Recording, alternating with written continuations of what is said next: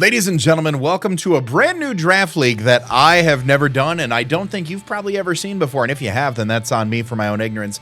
We are here for a singles draft league using an almost any ability format. Really looking forward to this. If you guys aren't familiar, it is a metagame on Pokemon Showdown where you guessed it, you can give any Pokemon almost any ability. There are some obvious exceptions for like some super broken ones, but pretty much the name of the game is, this is going to be singles, we draft our Pokemon, and then we assign them two abilities that we feel suits them best.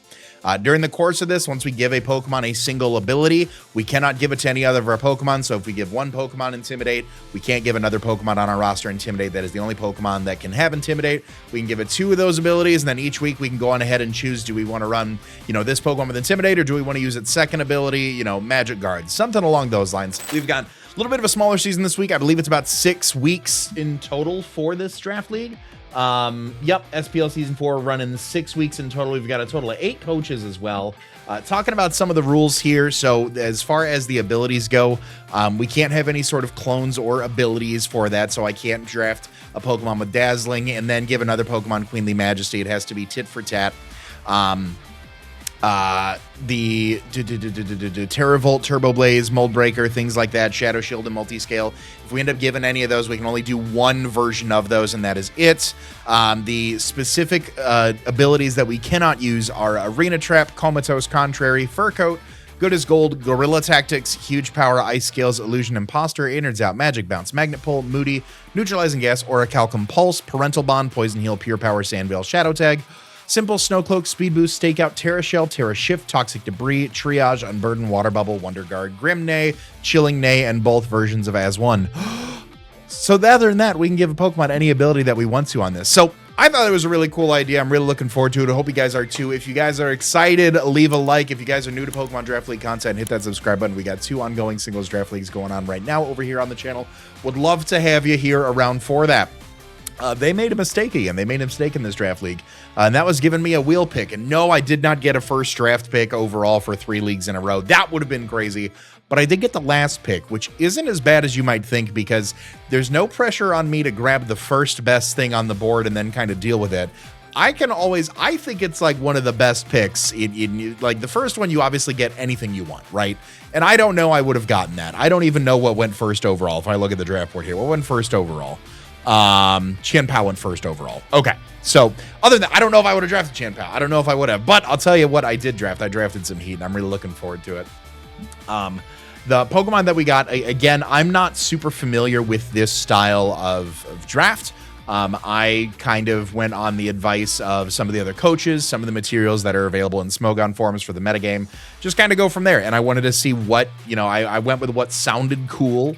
And I went with what I felt would be a good fit for the Pokemon overall. So that being said, I did get first overall, and some mons I am pretty accustomed to in their normal format, so I'm hoping that translates over to this format. But the first Pokemon I grabbed in my wheel pick was Ashborne the Iron Moth. Now, traditionally, Iron Moth gets the Quark Drive ability, but the first ability that I chose for this thing is going to be Sheer Force. Sheer Force is great with Iron Moth because it means that Pokemon with the attacks that I have, secondary effects have an additional 30% power, but it nullifies the effects.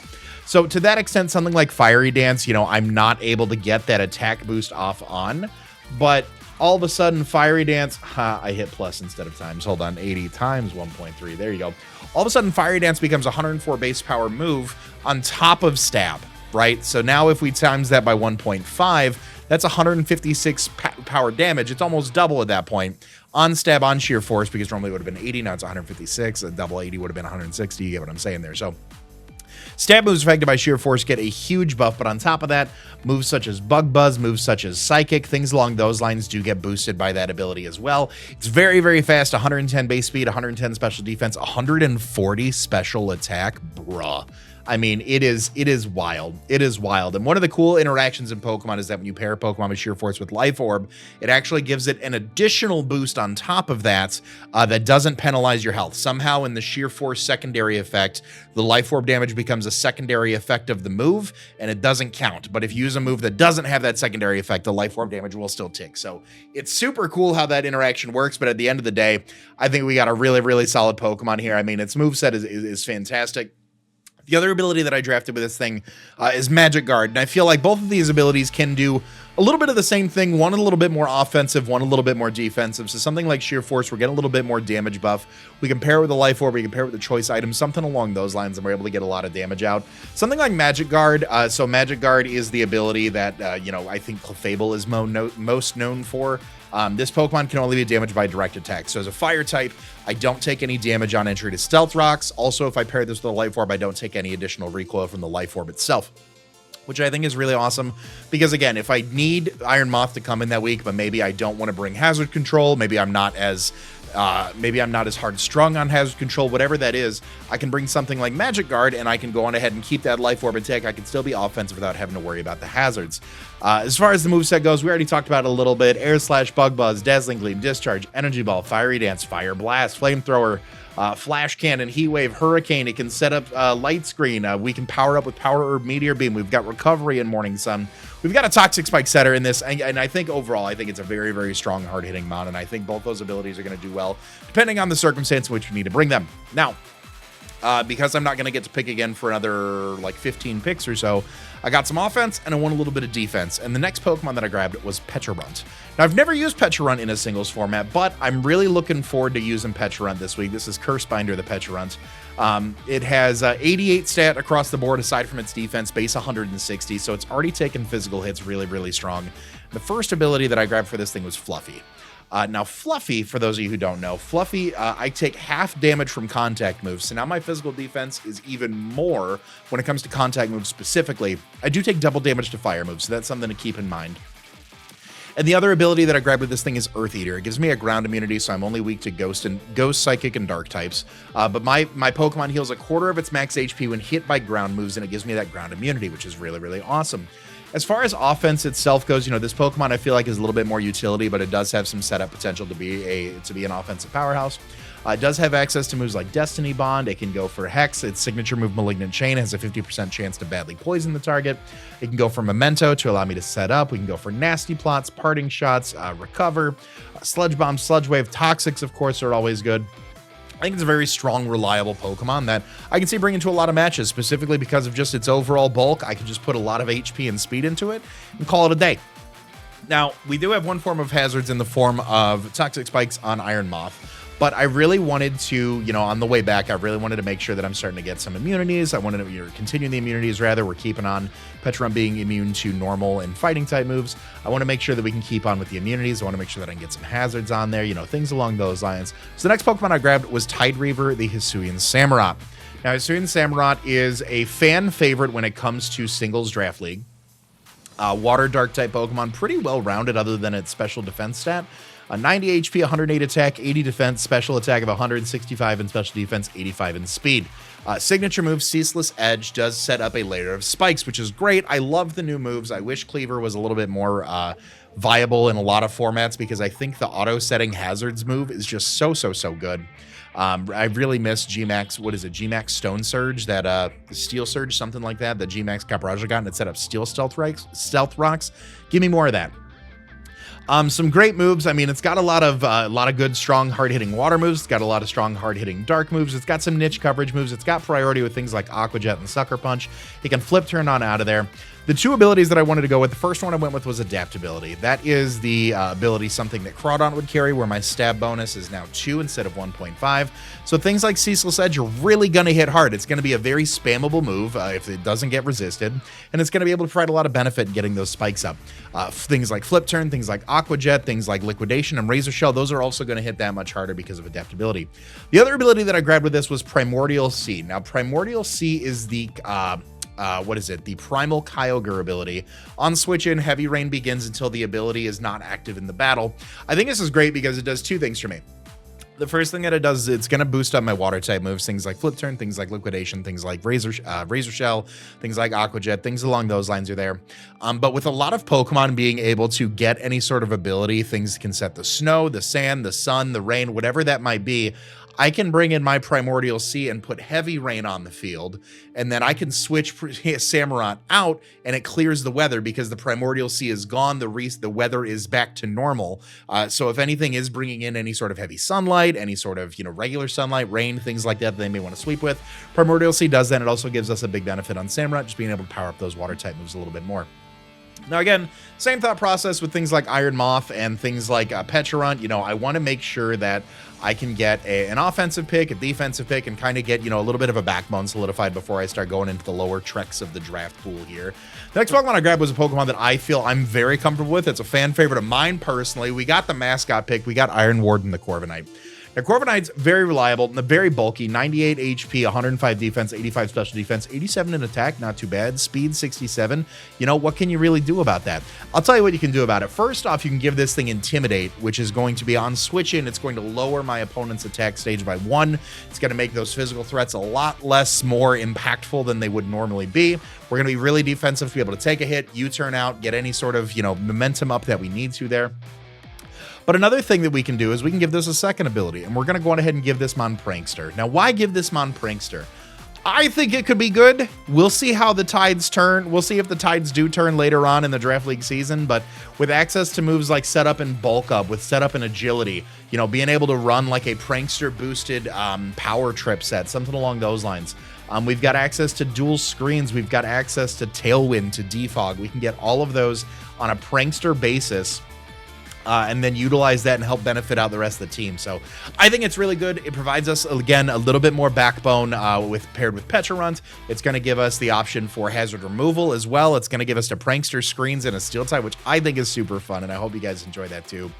Next up, I'm going to start kind of full sending on offense here a little bit. I think the offense and defense, I think Petrrun, Corviknight provide a very nice defensive backbone. I don't think there's too much. Now, obviously, somebody's going to comment in the section and be like, don't you remember that one Gen 5 Pokemon? I don't care.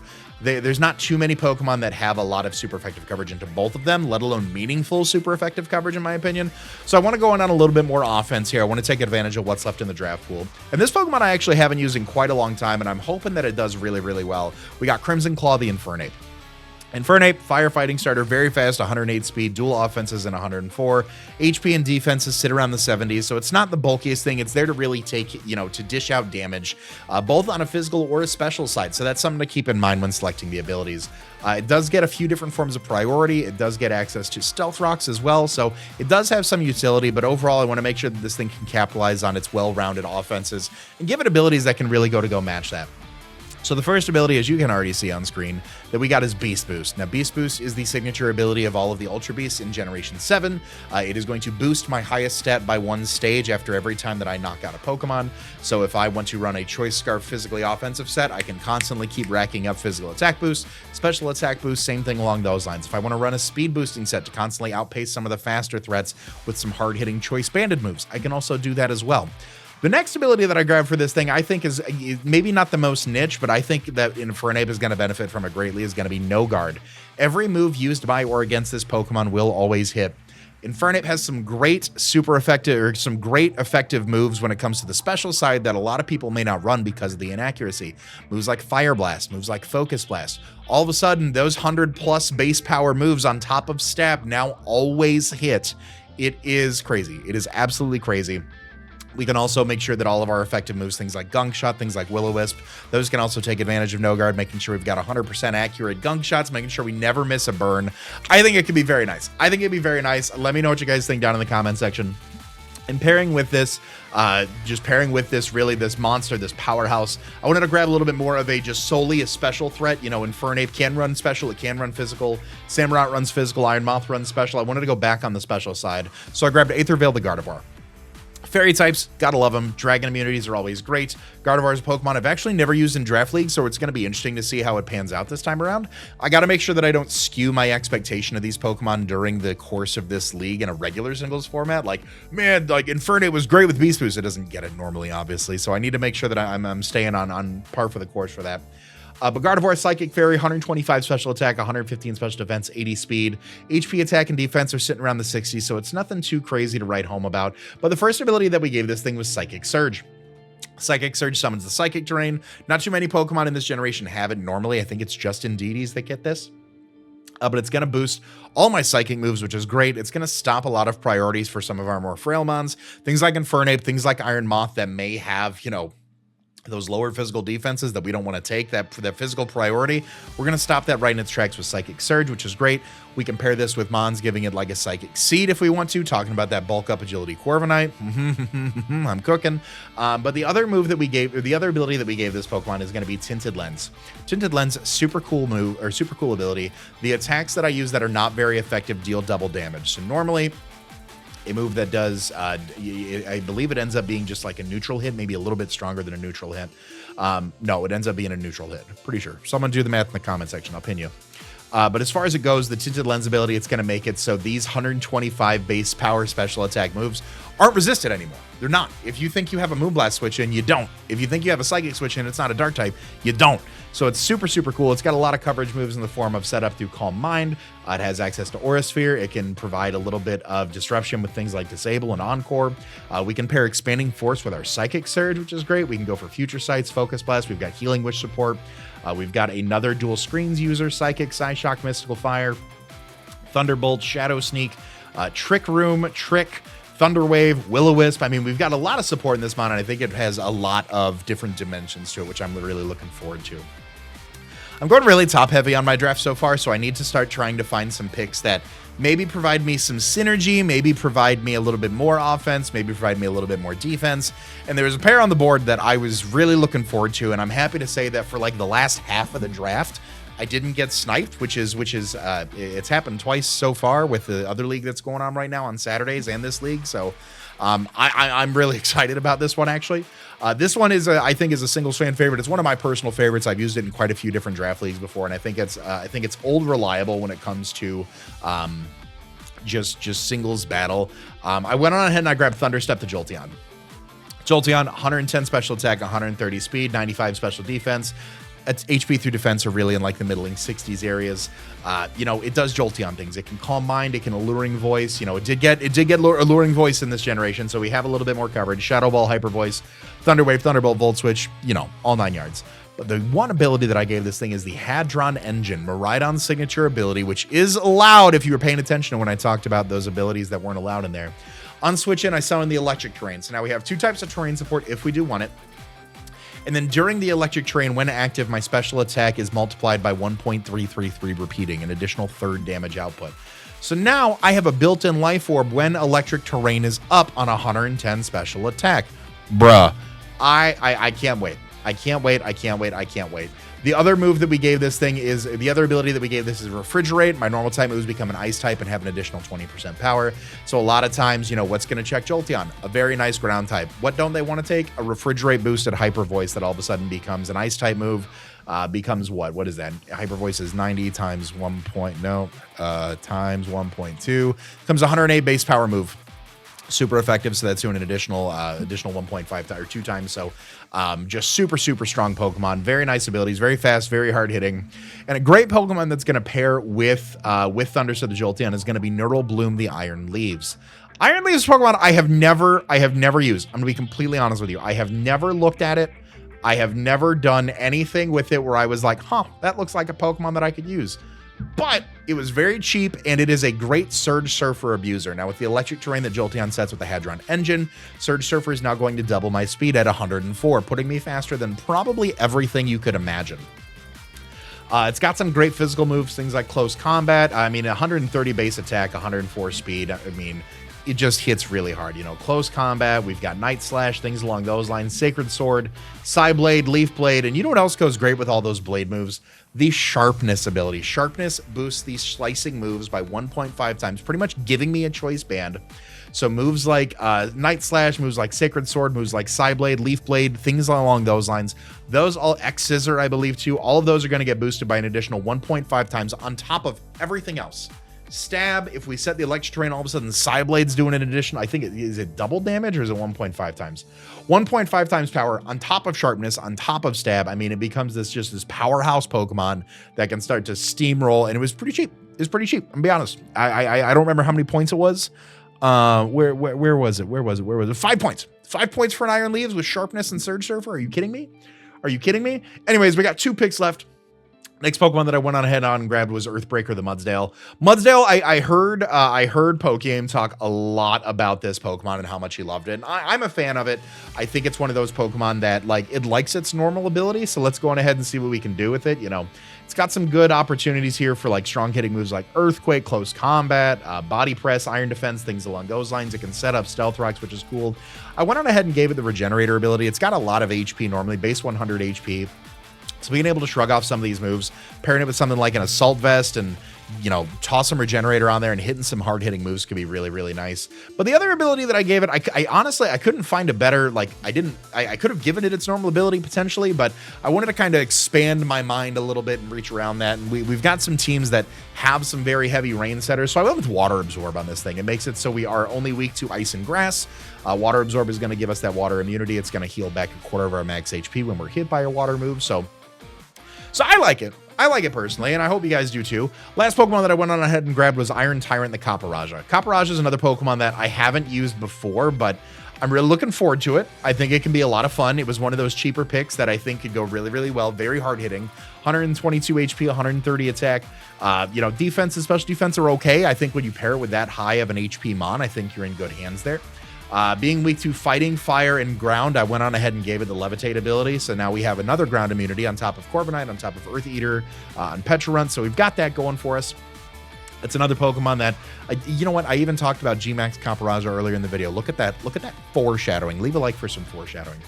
On top of all that, you know, we've got another rocker. It's got a lot of great opportunities to hit just super, super hard things like Heat Crash, Heavy Slam, Earthquake, Body Press, Body Slam, Iron Defense, Knockoff, Play Rough, Rock Blast, Rock Slide. We've got a Stealth Rocker, Stone Edge, Supercell Slam, Superpower, Whirlwind. If we need to, we can take a hit, Whirlwind some stuff out. It could be really good. And the other move that I gave it was, or excuse me, the other ability that I gave it was Steely Spirit. Steely Spirit is the Berserker ability. Pokemon and its allies Steel-type moves have their power multiplied by 1.5 times. So going for things like Heavy Slam, going for things like Iron Head could be very, very beneficial to the cause. Even if we want to run like a special attacking Caparazza with things like Flash Cannon and Steel Beam, you know, boost by 1.5 times, they might not see it coming. They might not see it coming. I'm cooking. So I think we got a really good team. I hope you guys enjoy it. Feel free to let me know in the comment section what you guys think of the draft. If you like it, if you don't like it, if you'd make some changes to it, let me know what you guys might. You might see some changes upcoming in the future. But that's going to be the team for this season in SPL Season 4. Hope you guys are excited. We're starting off week 1 with a banger, playing Numb Nexus next week. I'm really looking forward to it. I hope you guys are too. Leave a like if you're excited. Subscribe for more Pokemon Draft League content. I want to remind you guys to be great and do great. And I'll see you guys next week for game day. Later.